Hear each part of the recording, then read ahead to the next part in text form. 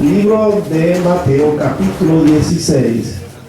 Para los que gustan pueden ponerse de pie, y los que no hay problema. Leemos en el nombre del Padre, del Hijo y del Espíritu Santo. Amén. El verso 13 dice: viniendo Jesús a la región de Cesarea de Filipo, preguntó a sus discípulos, diciendo: ¿quién le dicen los hombres que es el Hijo del Hombre? Ellos dijeron: uno Juan el Bautista, otro Elías, y otro Jeremías, o alguno de los profetas. Él dijo: ¿y vosotros quién decís que soy yo? Respondiendo Simón Pedro, dijo: tú eres el Cristo, el Hijo del Dios viviente. Entonces le respondió Jesús: bienaventurado eres Simón. No le dijo Pedro. Bienaventurado eres Simón, hijo de Jonás, porque no te lo reveló carne ni sangre, sino mi Padre que está en los cielos. Y yo también te digo que tú eres Pedro, y sobre esta roca edificaré mi iglesia, y las puertas del Hades no prevalecerán contra ella.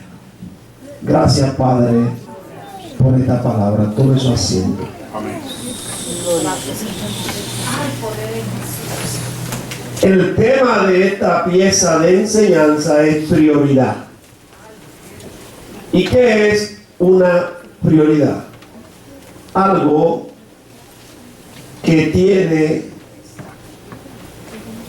más valor sobre otra cosa.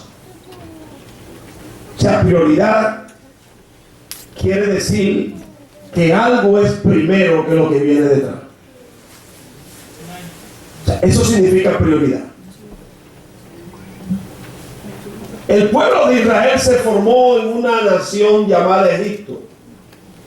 Y en esa nación se adoraban a muchos dioses. Muchos.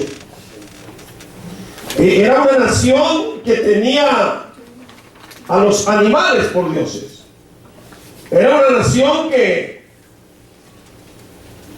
adoraba a dioses. Y el pueblo de Israel creció, se formó, se expandió en ese lugar. Cuando llega el tiempo en que Dios va a sacar al pueblo de Israel de Egipto, escoge a un hombre de la tribu de Leví llamado Moisés. Y Moisés, por espacio de 9 meses, estuvo como el heraldo del Eterno, mostrando el poder de Dios y exterminando uno por uno los dioses egipcios. Y el último dios que extermina es al primogénito hijo del faraón. Es el momento en que Dios saca al pueblo de Israel de Egipto, y ya fuera de Egipto lo lleva al desierto, y aparece el texto más emblemático del Antiguo Testamento llamado Deuteronomio 6:4, que dice de la siguiente manera: oye Israel, Jehová tu Dios uno es. Esto es lo que se llama una luz roja, para que nadie opte, para que nadie se atreva a adorar a otro Dios. Ya después de haber adorado tantos dioses, ahora en el desierto Dios le dice que solamente pueden adorar a un solo Dios, y ese Dios es ¿quién? Jehová. Así que el pueblo de Israel se forma desde el desierto hasta llegar a la tierra prometida, con la firme convicción de que no pueden adorar a otro Dios, y en caso que lo hiciera, el castigo no se iba a dejar esperar. Cuando aparece Jesús en el escenario, el verdadero Hijo de Dios, y comienza a mostrar, comienza a evidenciar que Él era el Hijo de Dios, el pueblo de Israel le brindó un terrible rechazo a Jesús. ¿Por qué? Porque en su mente y en su formación hay un Deuteronomio 6:4 que a la única persona que ellos podían adorar era exclusivamente a Jehová. Y mientras aparece Jesús, muchos de los seguidores de Él lo adoraban. Y esto trajo un choque entre las personas que lo seguían. Y de repente, cuando Jesús se ve prácticamente rechazado, cuando el pueblo de Israel decide no creer en Él, cuando los milagros que Jesús hacía decían que era por el dedo de Beelzebú, cuando lo llamaron hijo de cuánta cosa, Jesús reúne a sus discípulos y sale de la región de Jerusalén. Cruza la ciudad de Decápolis, y pasa el mar de Galilea. Y una vez después del mar de Galilea, sube por la parte norte de lo que es las alturas del Golán y sigue ascendiendo y llega al monte Hermón. En el monte Hermón, 2814 metros sobre el nivel del mar, a 900 metros hacia arriba, nace lo que se llama el río Jordán. Y unos 80 metros más hacia arriba, alguien construyó una impresionante fortaleza que más luego le explico por qué. Pero cuando usted sigue ascendiendo y llega a 1683 metros hacia arriba, entonces hay una gran plazoleta bien grande, bien terrible, y en ese lugar Jesús se puso en medio de esa plazoleta donde hay una fuente de agua, y en esa fuente de agua, reunido con sus discípulos, le preguntó a ellos y le dijo: ¿quiénes dicen los hombres que es el Hijo del Hombre? Y es aquí cuando cada uno de ellos le brinda a Jesús lo que ya Jesús conocía. Le dice la forma como el pueblo allá abajo lo había catalogado y lo llamaban. Entonces el cielo se abre y Pedro recibe una revelación que solamente podía venir del trono de Jehová. Y entonces Pedro dice: tú eres el Hijo del Dios viviente. Y Jesús le dice: esto no lo pudiste recibir por ti mismo ni por ningún ser humano, esto solamente puede venir de la gloria del Padre. Yo también te digo, Pedro, alabado sea el nombre de Jesús. Yo también te digo, Pedro, que lo que tú acabas de decir sobre esa palabra, sobre esa declaración, yo formaré, construiré, haré mi iglesia, y la puerta del Hades no prevalecerán contra ella. Quiero dejar a Jesús con sus 12 discípulos en este lugar, y quiero regresarme al año 49 antes de Cristo. Un hombre llamado Juan Iscarno, hombre judío, penetró las defensas de una ciudad llamada Idumea y conquista la ciudad de Idumea. Una vez conquistada la ciudad, le puso por norma y como castigo guardar las leyes y la ordenanza de Jehová. El castigo para los idumeos fue que tenían que guardar la ley de Jehová. Ya este pueblo está sometido. No son judíos, pero tienen que guardar la ley. 6 años después de esto, un príncipe de los idumeos se llega a una ciudad llamada Nabatea y toma por esposa una princesa de los nabateos. El nombre de la princesa, Cipro. Y con el tiempo la princesa sale embarazada. El nombre del príncipe era Antipater. Así que Antipater de Idumea se casa con Cipro de Nabatea. La joven sale embarazada y trae a luz al mundo un hijo. Y su padre le pone por nombre Herodes.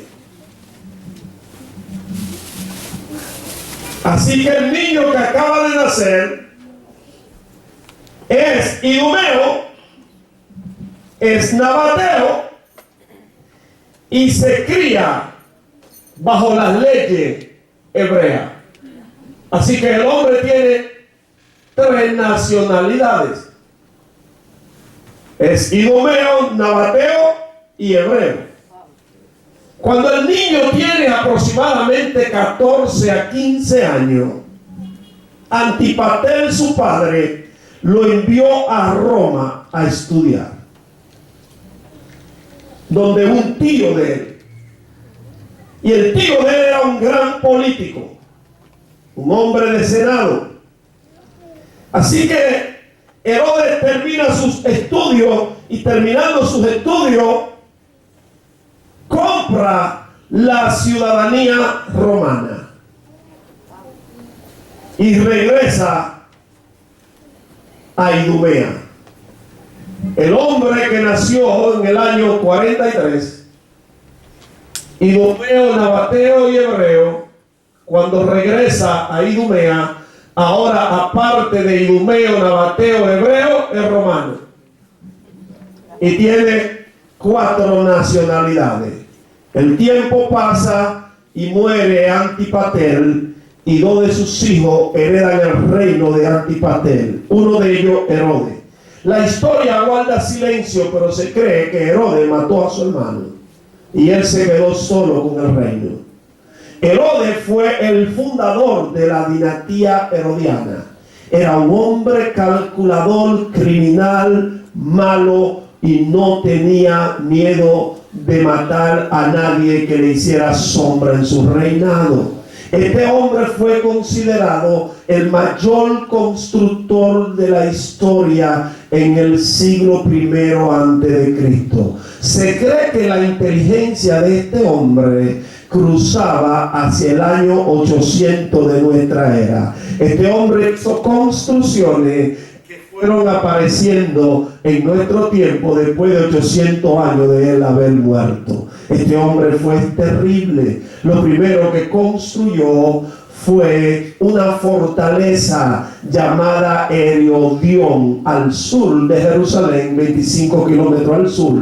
Después de construir esta fortaleza, que no era más que un verdadero palacio, donde él desde ese lugar podía observar a Jerusalén desde ahí arriba. Todavía ese lugar está ahí. Cuando usted va como peregrino a Jerusalén, lo llevan a ese lugar para que usted vea de qué manera y de qué forma este hombre hizo eso. Se movió un poco hacia el este y construyó una impresionante fortaleza llamada Masada. Masada está frente al Mar Muerto. Es un lugar tan emblemático que para usted llegar hoy, en este tiempo, a la fortaleza Masada, tiene que hacerlo a través de un teleférico. Pero él hizo una fortaleza tan terrible en ese lugar que los romanos, para poder penetrar esa fortaleza en el año 72 y exterminar el último bastión de los judíos, tuvieron que esperar alrededor de 14 meses con una gran élite de tropa ahí, y tuvieron que exterminarlo por falta de alimento. Pero se sorprendieron porque cuando subieron a Masada, los judíos que estaban ahí se habían suicidado todos y no pudieron matar ni un solo.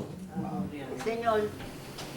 Otra construcción impresionante que este hombre hizo fue que se fue fuera de la ciudad de Jerusalén y reconstruyó lo que se llama el túnel de Ezequías para traer agua de afuera y entrar a la ciudad. Señor. Otra construcción importante que este hombre hizo, que le dio mucho valor, fue que para codearse, para estar en paz con los romanos, se fue a una ciudad que queda a la orilla del mar Mediterráneo y construyó lo que se llama la ciudad marítima de Cesarea. Cuando usted oye hablando de Cesarea en la Biblia, hay dos: Cesarea marítima y Cesarea de Filipo. La Cesarea marítima está a la orilla del mar Mediterráneo, pero esa ciudad está construida en ese lugar, carecía de agua potable, así que él se subió al Monte Carmelo y desde el Monte Carmelo hizo una canaleta, lo que se llama un acueducto, y trajo agua por gravedad desde el Monte Carmelo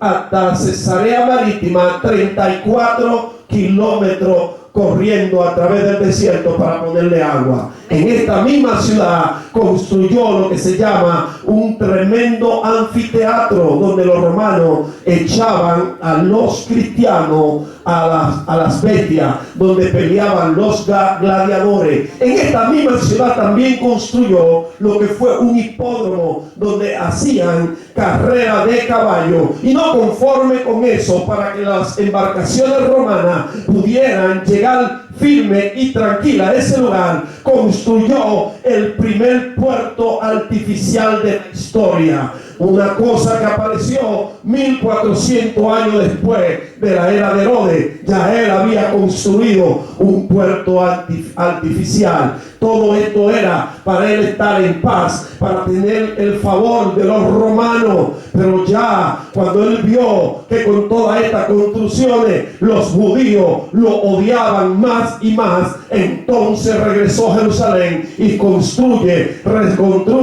la antigua ciudad, construye las murallas de la ciudad, y no conforme con eso, le reconstruye el templo destruido de los judíos, y a partir de ese momento le llaman el templo de Herodes. Es impresionante lo que este hombre hizo. Este hombre fue terrible. Cuando usted va a Jerusalén y lo llevan a la plazoleta donde está el muro de los lamentos, por la parte de la izquierda donde pasan los caballeros hay una puerta, y por esa puerta usted entra y lo llevan a lo que se llama el túnel de los rabinos. Ahí adentro, que es todo una impresionante obra subterránea, usted llega a un lugar donde está la piedra donde el gran Abraham, en el capítulo 22 de Génesis, iba a sacrificar al gran Isaac. En esa piedra, en la parte de la derecha, hay una sinagoga que están los judíos adorando y esperando su Mesías 24/7. Pero cuando usted mira frente a usted la muralla que está ahí debajo del muro de los lamentos, ahí hay rocas que tienen 6 metros de ancho por 72 de largo, que pesan 480 toneladas de peso. Los historiadores, los ingenieros, los hombres de ciencia no pueden entender cómo fue que esas rocas fueron colocadas ahí en aquel tiempo donde no había máquina, donde no había cómo cortarla. Pero lo más impresionante de eso es que si usted saca un papel y trata de ponerlo entre el medio de una y la otra roca, el papel no puede entrar. Es algo increíble de cómo construyeron eso. Pero con todo y haberle construido esta gran obra de arte a los judíos no lo aceptaban y decían que él era un hombre sanguinario y que tenía la sangre sucia. ¿Por qué? Porque tenía 4 nacionalidades. Herodes era un sanguinario, tenía una esposa, y la esposa quería que uno de sus hijos fuera el próximo rey a la muerte de él, y él se levantó, mató a la esposa, mató al hijo, mató a la mamá de la esposa y mató al hermano de la esposa. Este hombre era terrible. Este hombre era un criminal. Este hombre, antes de morir, se dio cuenta que cuando él muriera, los judíos iban a festejar, y entonces agarró a todos los hombres ancianos de la ciudad y le dio órdenes a su élite de soldados que al momento de que él muriera, mataran también a esta persona, para que el lamento de la muerte de los ancianos fuera tomado como el lamento de la muerte de él. Este hombre era un criminal. El pueblo de Israel tiene tres. Yo estoy en la introducción todavía. Por favor, téngame que sea 8 minutos más y después yo comienzo a predicar. El pueblo de Israel tiene tres fronteras, una frontera dividida entre tres pueblos que lo hacen vulnerable. Estas tres fronteras son Siria, Jordania y Líbano. Pero el único lugar por donde los libaneses, sirios y jordanos penetran a Israel es por lo que se llama las alturas del Golán. Y escogen el área del monte Hermón para ello entrar. El gran Herodes,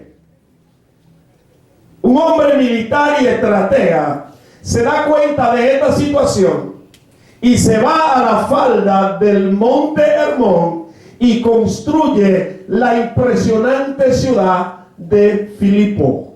Filipo es en honor a un hijo que él tiene y la ciudad se llama Cesarea de Filipo. Cesarea, ¿por qué? Porque primero se la dedicó al César y luego a su hijo.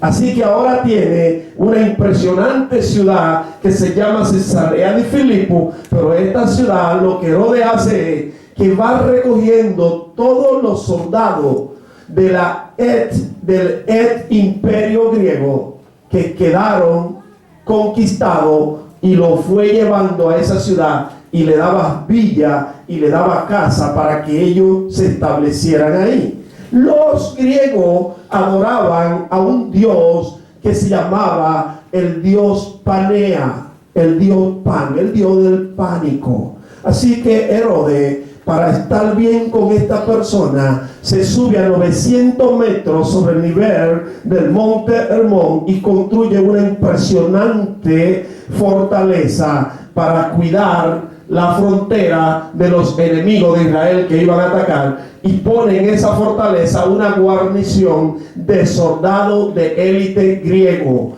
de una ciudad llamada Esparta. Estos eran los hombres más fieros, los hombres más guapos, los hombres más terribles que podía usted encontrar en el campo de batalla. Peleaban en una unidad de 0 a 136 hombres en una formación geométrica que se llama triángulo, y ellos le llamaban una unidad de combate.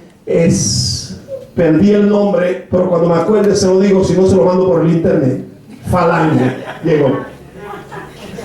La unidad le llamaban falange. Era que había un hombre fuerte al frente, dos hombres detrás de él le cubrían la espalda, le cubrían el frente, y él peleaba. Dos cubrían a los tres, tres a los cuatro, cuatro a los cinco, y llegaba a una formación de 136 hombres cada unidad. Eran impenetrables, eran terribles, eran hombres fieros. Así que Herodes le entrega toda esa área a los griegos para que los griegos, si venían los enemigos, los griegos defendieran entonces a Israel. Pero ¿qué pasa? Que los griegos, aparte de que eran buenos militares, también eran adoradores de dioses. Y Herodes lo que hace es que descubre cuál era el Dios que ellos adoraban, y se da cuenta que ellos, los soldados, adoraban un Dios que le llamaban el Dios Panea, el Dios Pan, el Dios del pánico. Y les construye un templo a este Dios. Sube de la fortaleza más arriba en una plazoleta y construye lo que se llama el templo del Dios Pan. Santo eres. El templo del Dios Pan está dividido de la siguiente forma. Aquí está el templo, aquí está la fuente de agua, y de este lado están las murallas en roca. En este lugar está la fuente de las aguas, una gran fuente. Los sacerdotes se lavaban en ese lugar para entrar a ministrar en el templo. Cada mes de marzo, los adoradores del dios Pan traían jóvenes vírgenes y la entregaban al templo. Y por el mes de marzo, una semana, 7 días, ellos sacrificaban 21 jóvenes vírgenes. ¿Dónde las sacrificaban? En esta parte de este lado están las murallas de roca. Y habían 3 grandes huecos, en los cuales ellos tallaron altares de piedra. Y en estos 3 grandes huecos hicieron 3 altares. Y cada día a las 9 de la mañana se contaban todas las jóvenes vírgenes que habían, y si habían 60, se tomaban 60 piedras, entre ellas 3 piedras de color negro, se metían entre un hueco, entre un saco de cuero de oveja, y las jóvenes haciendo fila venían y metían la mano. Si tu piedra era blanca, tú te regresabas para atrás. Si tu piedra era negra, tú eres entregada a un sacerdote. Y cuando 3 de las jóvenes sacaban las únicas 3 piedras negras, ya el sorteo se terminaba, y estas 3 jóvenes vírgenes eran sacrificadas, cada una en uno de esos altares.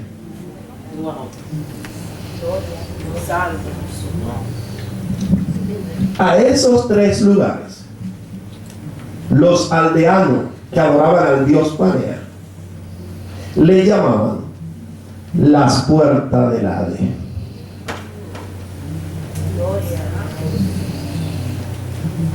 Quédese conmigo ahora unos minutos.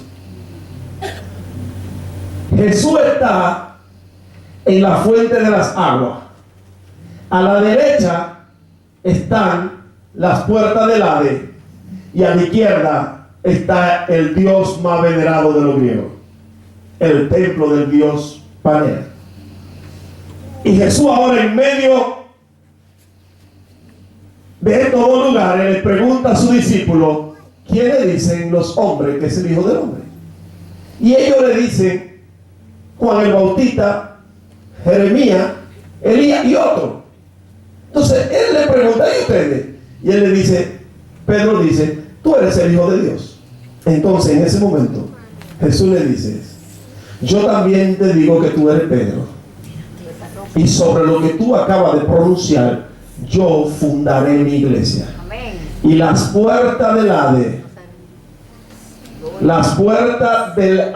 no tiene nada que ver con infierno, no tiene nada que ver. Si usted lee bien cuidadosamente, dice las puertas, no se está refiriendo a una. Las puertas del Hades no prevalecerán contra la iglesia de Jesucristo.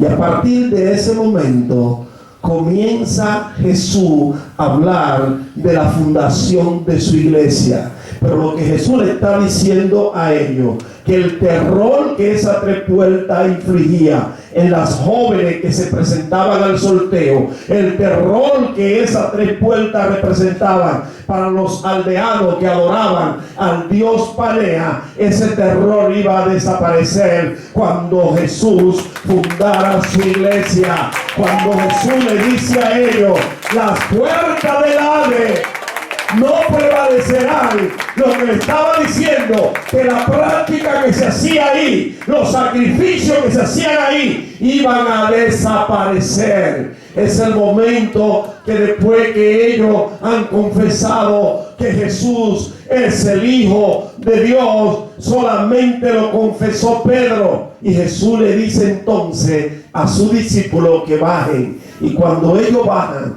y se dirigen toda la parte del oeste y llegan a la cumbre del monte Tabor, entonces en el monte Tabor Jesús le dice a sus discípulos que esperen ahí. Y cuando el grupo de discípulos esperan ahí, Jesús tomó a Pedro. y le dijo: Pedro, sube conmigo. Pero también pidió que Juan y Santiago subieran. Y cuando están allá arriba en la cumbre del monte Tabor, la Biblia dice que Jesús se transfiguró y sus ropas se hicieron blancas como la nieve, que ningún lavador las podía blanquear de esa forma. Y de repente apareció Elías y Moisés, quien hablaban con ellos, y los apóstoles, llenos de terror, llenos de miedo, con uno de ellos se levantó y dijo: Maestro, bueno es para nosotros que hagamos 3 enramadas, una para ti, una para Moisés y otra para Elías. Y Jesús le dijo: no, Pedro, tranquilo, espérate. Lo que tú tienes que escuchar es lo que va a pasar ahora. Y el cielo se abre, y el cielo entonces certifica y dice: a este que le llaman el Hijo del Hombre, a este que le llaman Elías, a este que le llaman Juan el Bautista, a este que le llaman Jeremías, este no es más que el Hijo de Dios. Este es mi Hijo amado, al cual yo tengo complacencia. A él oí. Oh, sí. Ellos creían que él era Jeremías, creían que él era Juan el Bautista, pero ahora el cielo se abre y le dice a Pedro y a los 2 testigos que estaban con él ahí, a Juan y a Jacobo, le dice: a partir de ahora, que nadie se atreva a llamarle otro nombre que no sea el Hijo de Dios. ¡Aleluya! ¡Gloria a Dios! En el monte Hermón, la revelación le llegó aquí a Pedro.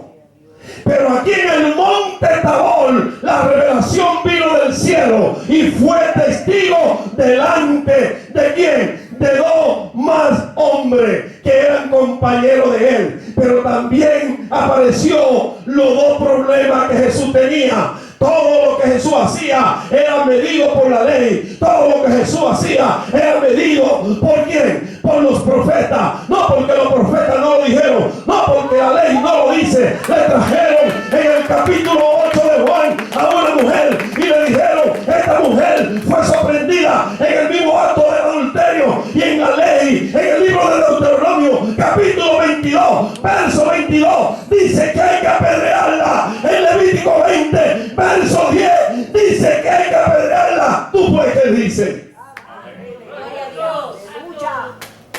Todo era medido por la ley y los profetas. Aleluya. Y Jesús le dijo: el que de ustedes esté sin pecado, sea el primero en arrojar la piedra. Aleluya. Y el grupo de delincuentes que dejó al adúltero y nada más trajo a la adúltera, salieron fuera y ninguno tiró la piedra, pero tampoco la dejaron, se la llevaron, por si acaso. Aleluya. Pero es aquí la enseñanza. El tema de esta enseñanza es prioridad.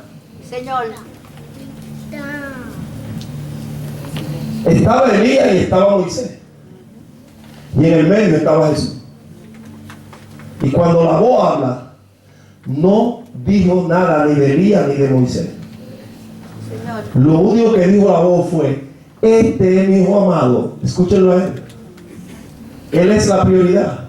Amén. La prioridad no es Moisés. La prioridad no es Elías. Lo que Moisés dijo fue porque él se lo enseñó.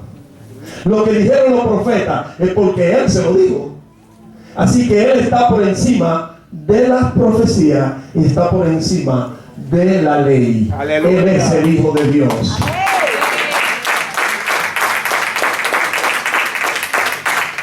El pueblo de Israel, cuando estaba saliendo de Egipto, Dios terminó como última plaga de la 10 a los primogénitos de Egipto, entre la bestia y los hombres. Cuando ya el pueblo está en el desierto, Dios le dice: yo maté a los primogénitos, ahora los primogénitos son míos. Todos tus primogénitos son míos. Para tú poder quedarte con él, tienes que redimirlo. Así que eso da por banda de que Dios pone una fiesta que se llama la fiesta de la primicia. La fiesta de la primicia se hacía cada 16 de Nisan. El 14, es el día de la Pascua, donde se mata el cordero. El 15 se come el cordero y el 16 se entregan las primicias. ¿Y qué era la primicia? Yo, como padre de familia, y salía al campo y llevaba un paquete de hilo de grana roja, y yo iba verificando cada una de las matas de la siembra que yo tenía, y donde quiera que yo encontraba una que era hermosa, grande, bonita, linda, que era fuerte, entonces en esa yo ponía mi hilo de grana roja. Cuando yo chequeaba todo el campo, yo regresaba y yo iba cogiendo con mucho cuidado cada una de las matas que yo había marcado, y cogía todo esto como primicia y lo llevaba ante el sacerdote y se lo entregaba al sacerdote. Yo estaba entregando lo mejor de lo mejor de lo mejor de lo mejor al cielo, y entonces eso se comprometía, según la mentalidad de ellos, en que Dios le iba a dar 100 por 1 por cada una de las cosas que ellos daban. Eso se representaba la primicia. Entonces, si ellos entregaban lo mejor de lo mejor, un día el cielo se abrió y el cielo también entregó lo mejor de lo mejor de lo mejor de lo mejor de lo mejor de lo mejor del cielo. Y cuando usted llega al libro de Primera de Corintios, capítulo 15, verso 20, dice: ahora Cristo ha resucitado como primicia de los que durmieron. Entonces, si Cristo es la primicia, lo que nosotros tenemos que hacer es tener prioridad. ¿Cuál es la prioridad? La iglesia tiene que regresar a la prioridad. La iglesia no puede seguir como va. No hay un carro, no hay una casa, no hay un trabajo, no hay un estudio que te impida de que tú vengas al templo el día de servicio. Eso es un problema de prioridad. Si tú tienes un perro que hay que sacarlo a la calle a hacer la necesidad, y el día del servicio tú tienes que sacar ese perro, Jesús no es tu prioridad. Si tú tienes que salir a lavar el bendito carro que tú tienes el día del servicio, entonces la iglesia ni Jesús es tu prioridad. Si tú tienes que ponerte a reparar tu casa el día del servicio para no venir a la casa de Dios, entonces Jesús no es tu prioridad. La prioridad de cada creyente, la prioridad de cada cristiano, la prioridad de la iglesia tiene que ser Jesús, porque Jesús fue la primicia que vino del cielo, la prioridad número 1 de todo creyente, del pastor, de la pastora, del maestro, de los que adoran, de los que cantan, de los que limpian, de todo lo que viene del templo, tiene que ser Jesús. Alabado sea el nombre. ¡Aleluya!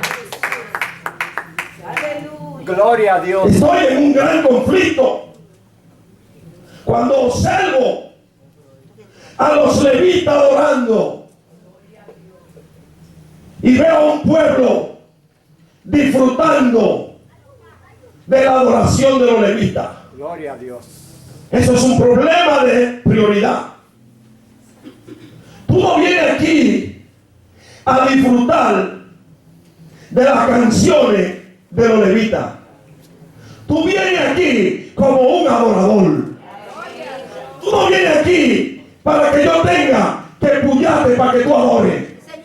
Tú tienes que entrar por esa puerta con acción de alegría. Tú tienes que entrar por ahí a adorar. Tu trabajo es adorar. Cante alguien o no cante, tú tienes que adorar. Prediquen o no prediquen, tú tienes que adorar.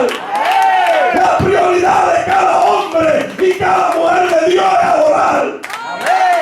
Si esa no es tu prioridad, está en el lugar equivocado. ¡Aleluya! ¡Gloria a Dios! Gloria al que vive. ¡Gloria a Dios! La prioridad del pueblo de Israel Gloria, gloria. era mirar si estaba en la ley o estaba en los profetas. Y llegó el Hijo de Dios. Y con todo y estar el Hijo de Dios, su prioridad de ellos seguía siendo la ley y los profetas. Jesús tuvo que llevarlo a la cima del Hermón y hacerle saber a ellos que Él estaba por encima de la ley y los profetas. Lo traslada al monte Tabor, y entonces el cielo le hace saber a ellos que Jesús es la prioridad entre la ley y los profetas. Y cierro con esto. Cuando bajaron del monte Tabor, un hombre trajo a un hijo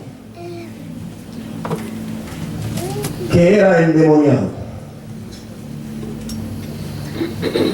Y los 9 discípulos comenzaron a tratar de sacar el demonio y no pudieron. Cuando Jesús llega, el padre del niño le dijo: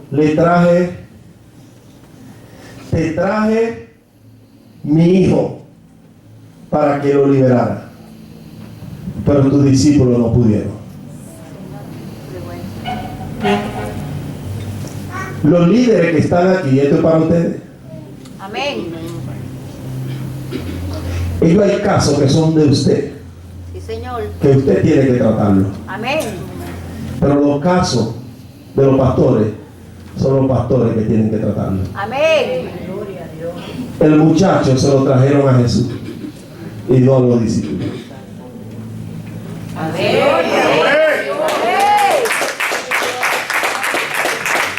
¿A quién le trajeron los muchachos? ¿Y qué tenían que hacer los discípulos? Esperar que Jesús bajara. Pero se pusieron ellos a inventar y quedaron en vergüenza. Porque ese era un trabajo para el maestro y Amén. no para los alumnos. Amén. Hay cosas aquí que son para los pastores. Hay cosas que son para usted. Amén. Pero no se convierta en un Absalón entre el rey y el pueblo. Sí, Señor. Esperaba que el pueblo viniera a ver al rey y él lo intervenía y lo aconsejaba a él, y la gente le llevaba al rey y descarrió el pueblo.